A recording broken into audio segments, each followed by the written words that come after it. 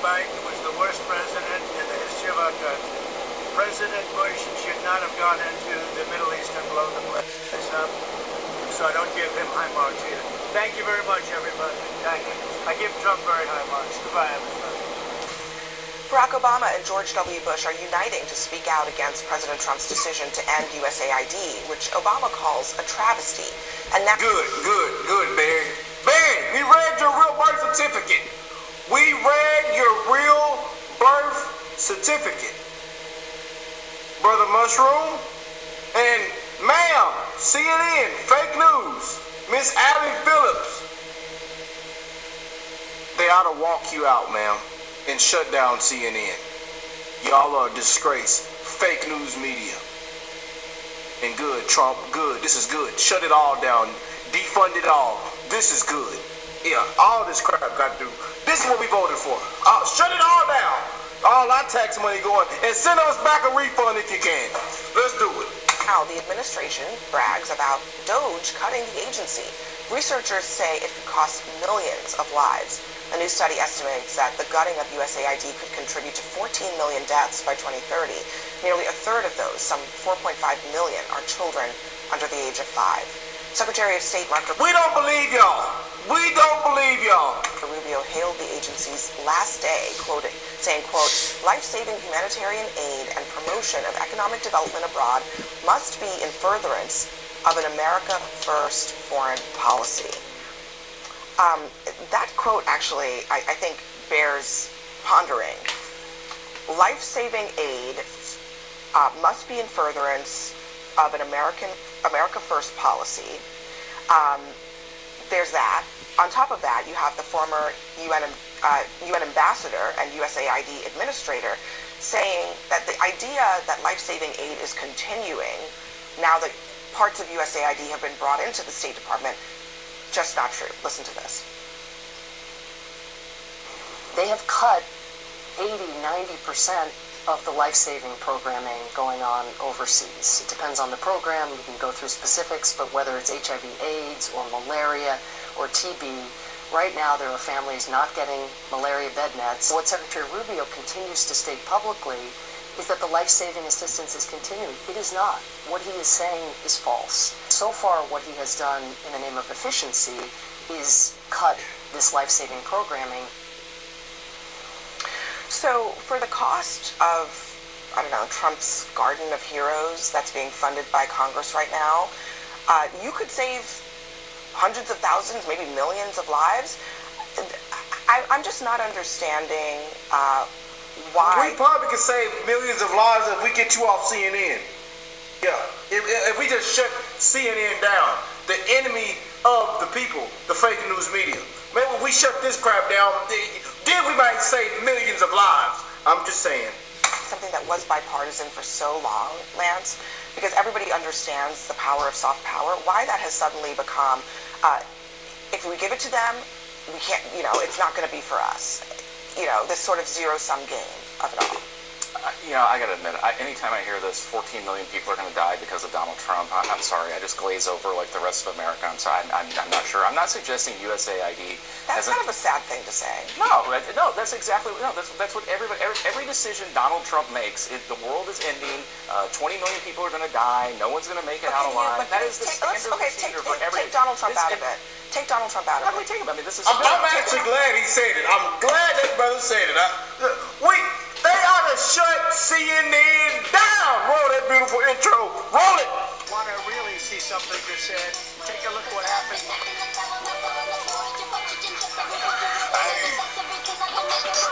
Why does he so crazy?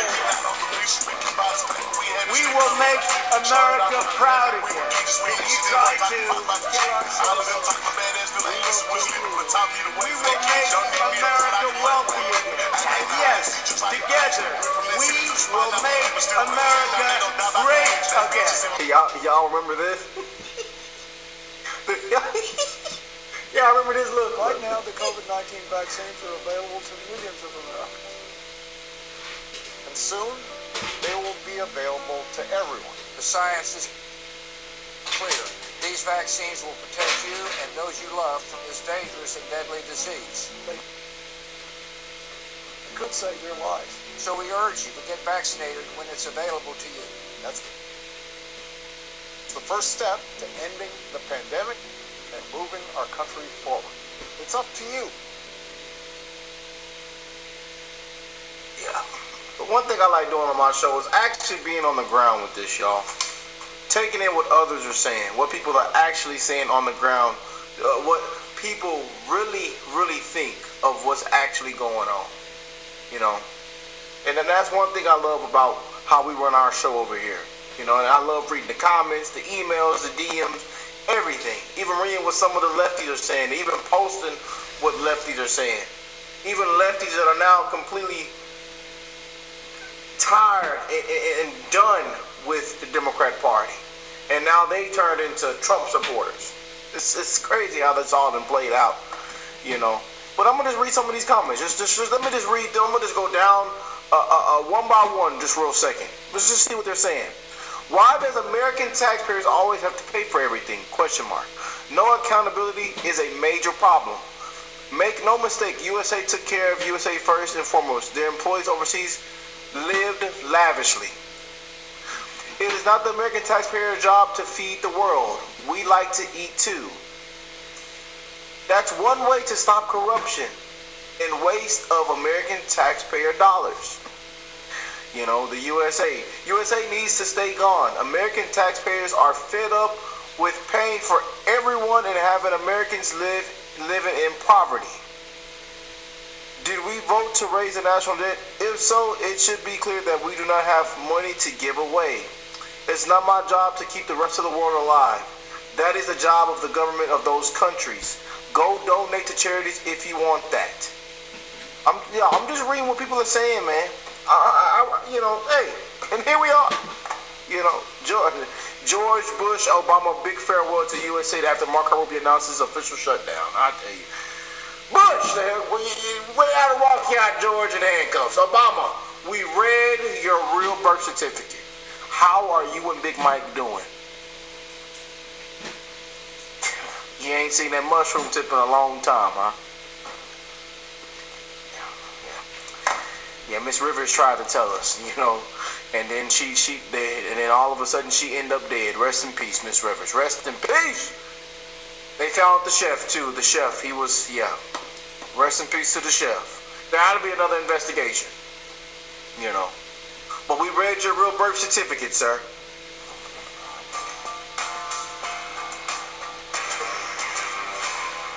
Former Presidents Obama and George W. Bush and Mrs. Bonham are saying goodbye to USAID. The unlikely trio teamed up via teleconference Monday to talk to employees of USAID's last day operations. And the former presidents, in a rare move, rebuked Trump's decision to shut the agency. It all comes as Secretary of State Marco Rubio officially announced yesterday that the foreign aid arm has ceased operations. The agency experienced a rapid dismantling since President Trump's return to the White House, and massively in part thanks to the help of Doge. Rubio writes on X, "The era of government-sanctioned inefficiency is over. From now on, our foreign assistance programs will be accountable to the American taxpayer." The shuttering of USAID is expected to lead to the deaths of millions around the world, according to ABC's Time article. Former U.S. Ambassador to Russia, Michael McFaul, says, quote, "The destruction of USAID will go down in history as one of America's most significant foreign policy mistakes. We have no chance of competing with the Communist Party in China without instruments of influence like USAID. Hope our next president reverses this decision quickly." So, you graciously let me rant about the Paramount decision earlier on. I'm sure that this will be the other topic we perhaps disagree fairly vigorously on, but why don't you tell here we me go. why support this or whatever? Yeah, so I think the most important thing to understand is that this is not a complete shuttering of all of the programs that USAID administers. They cut about 80% of them, and the remaining 20%, most of which are these direct aid programs that are being cited as potentially leading to loss of life, are being re-administered under the purview of the State Department. The concern was that USAID was operating too independently, was not accountable to the taxpayer, which led to NGOs basically operating as slush funds for members of the administration who were unelected bureaucrats. So they want a direct hand of the State Department so that Marco Rubio, whoever the Secretary of State is, has more direct purview. But I think broadly, a lot of people's concerns about USAID is that the so-called soft power mechanism is not just being hungry people in Africa, but also engaging in a lot of quite nefarious and vicious campaigns to help orchestrate division in other countries. Dropsite News, or excuse me, Grey Zone News did an interesting release on a set of documents about a USAID-backed coup in Bangladesh, where USAID and the State Department, by extension, had identified that the Bangladeshi Prime Minister is not friendly to the idea of the U.S. building military base in Bangladesh. Instead of trying to convince her or offering her something in return, they decided that she needed to be removed.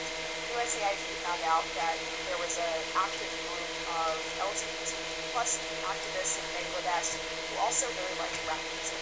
So they spent American taxpayer money creating anti-government rap songs targeted towards LGBTQ individuals in Bangladesh for the purpose of overthrowing that regime. I think most sane people would agree that that's not judicious use of our taxpayer money. Also not the best. Them patriots want a refund. I'm telling you.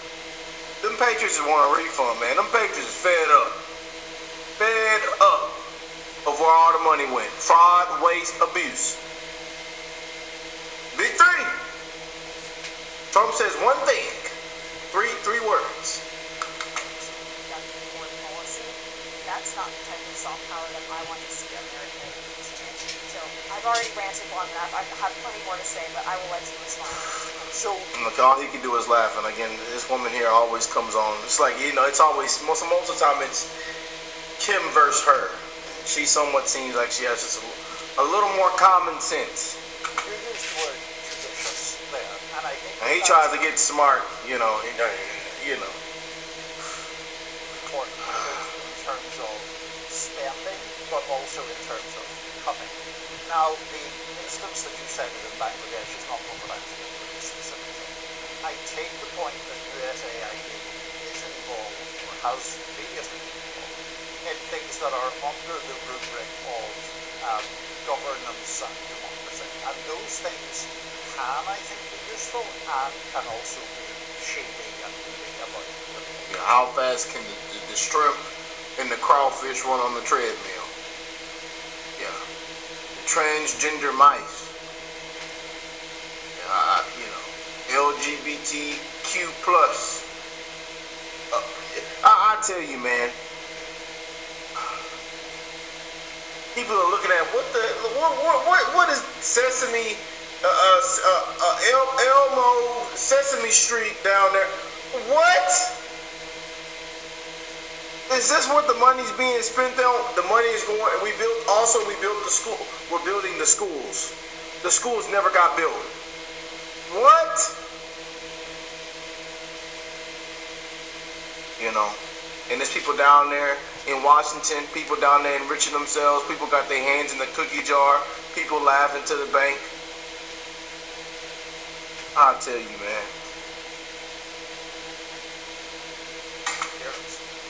Where I have the problem with the lack of judiciousness in cutting them. Here we go. Remember, the total USAID budget is about $40 billion, so it's about 1/3 of 1% of the budget. And there is plainly money spent there that is being very well spent and is projected not to survive in many of these instances. Now, we cited one of the other examples of the time report forecasting, millions of deaths and all of that. I don't know exactly how that projection would either. But let me just read from the Washington Post this past weekend. They were in Sudan, and they spoke to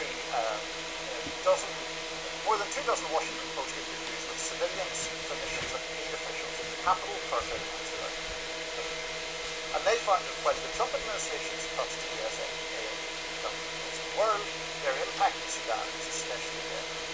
When US supported soup kitchens were forced to close, babies starved quietly, their mother said, while other siblings died begging for food.